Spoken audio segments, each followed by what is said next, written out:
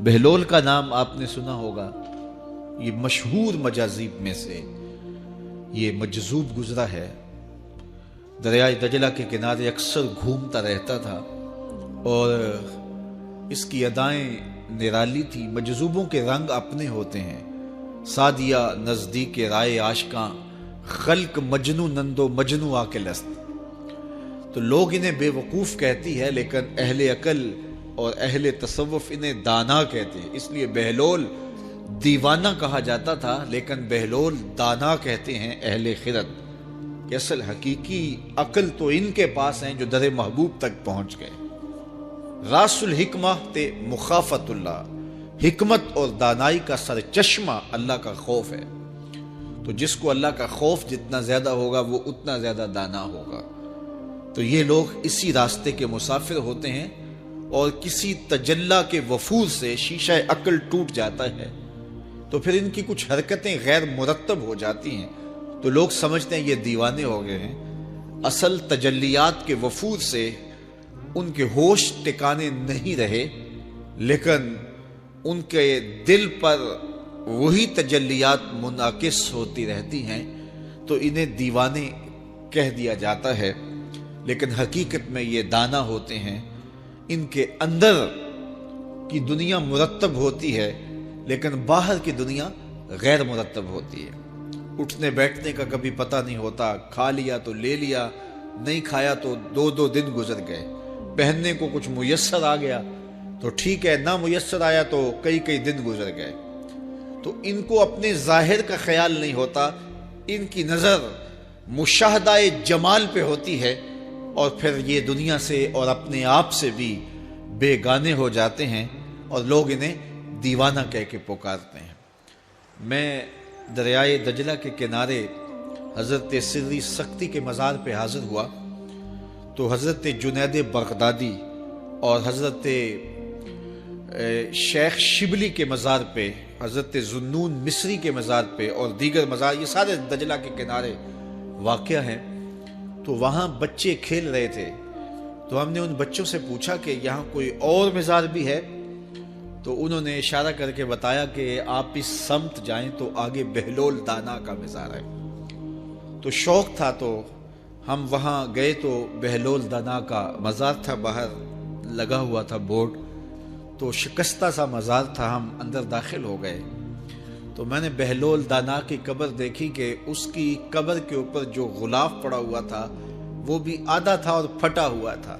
میں نے کہا فقیروں کی جو علامتیں ہوتی ہیں وہ مرنے کے بعد بھی پائی جاتی ہیں، آج بھی مجذوبیت کا رنگ اس کی قبر پہ نمایاں ہے۔ اور میں نے دوستوں کو کہا جو میرے ساتھ تھے، میں نے کہا دیکھو کو جو ہوتے ہیں نا مجذوب، بعض کا کپڑے بھی واجبی ہوتے ہیں ان کے اوپر، تو یہ دیکھیے کہ اس کا غلاف بھی جو ہے وہ آدھا ہے اور وہ بھی جگہ جگہ سے پھٹا ہوا ہے، تو اس کی قبر بھی اس کے جذب کی کہانی سنا رہی ہے۔ تو یہ دریائے دجلہ کے کنارے گھومتا تھا اور لوگ اس سے ملتے تو جو اس کی زبان سے نکلتا وہ پورا ہو جاتا۔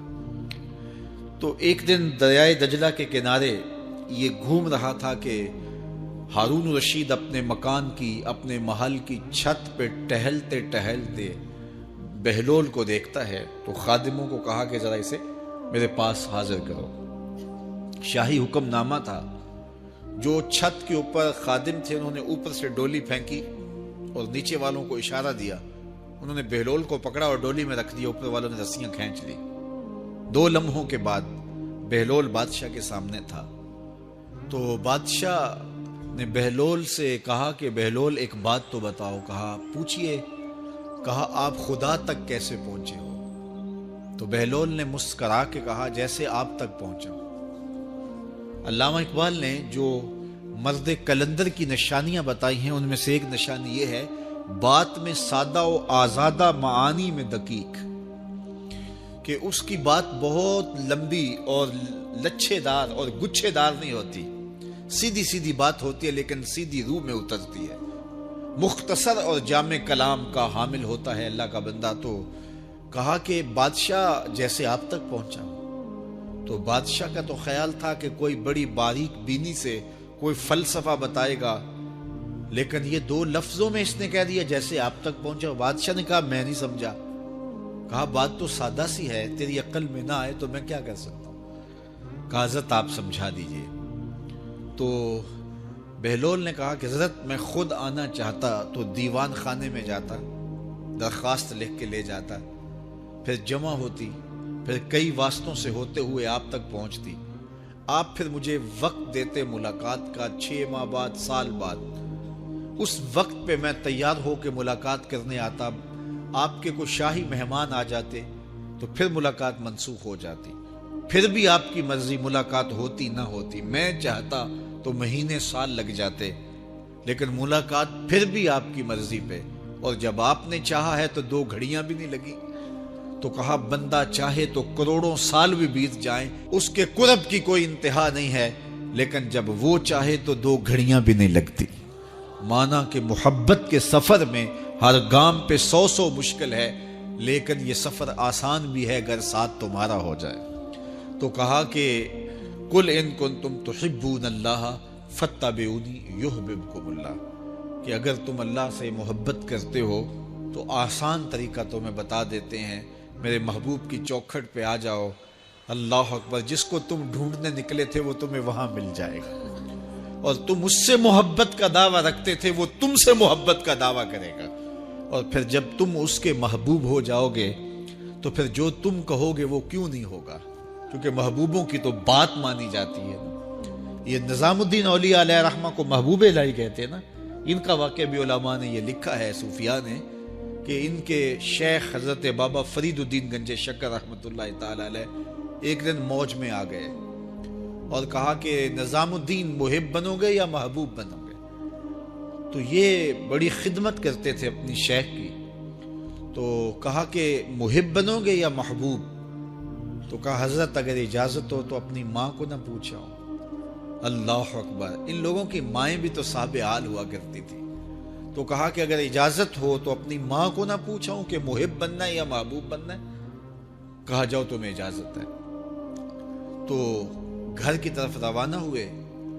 1 دن کا سفر کیا. راستے میں ایک فقیر تھا مجذوب, جو راستے میں بیٹھا تھا. حالت اس کی عجیب سی تھی. تو یہ سلام کر کے گزرنے لگے تو وہ مسکرا کے بولا محب بنو گے یا محبوب. تو حیرت زدہ ہو گئے کہ اسے کیسے پتا چل گیا, یہ تو میرے شیخ کا اور میرا راز ہے. تو رک گئے. کہا کہ حضرت اگر آپ بتا دیں تو بہت اچھا ہو. کہا نہیں, ماں سے پوچھو, جو وہ بتائے گی وہی بن جانا. اور اگر ماں نے نہ بتایا تو کل آ جانا, اسی وقت یہاں ملاقات ہوگی, پھر میں بتا دوں گا.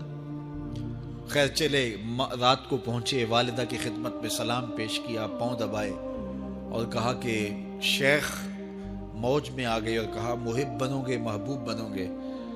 تو میں نے کہا ماں سے پوچھ لوں. تو میں اماں جی آپ سے پوچھنے آیا ہوں, راستے میں یہ واقعہ بھی ہوا. تو ماں نے کہا کہ بیٹے تم صبح ناشتہ کر کے پلٹ جانا, اور وہ جو راستے میں تیرے دل کی بات بوجھ گیا وہ کوئی صاحب حال تھا, وہ تمہیں صحیح بتا سکے گا کہ محب بننا کہ محبوب بننا. خیر یہ صبح ناشتہ کر کے ماں کے پاؤں پکڑے, اجازت طلب کی اور واپس نکلے. اور وہاں جا کے دیکھا تو کوئی فقیر نہیں ہے. بڑے حیرت زدہ ہوئے. دائیں بائیں سے پوچھا کہ یہاں کل ایک بابا بیٹھا تھا. کہا وہ تو کل کے فوت ہو گیا. تو کہا اس کی قبر کہاں ہے. کہا قبر کس نے بنانی تھی اس کی, وہ گندگی کے ڈھیر پہ لوگوں نے پھینک دیا. دل میں بڑے حیرت زدہ ہوئے, اتنا با کمال تھا.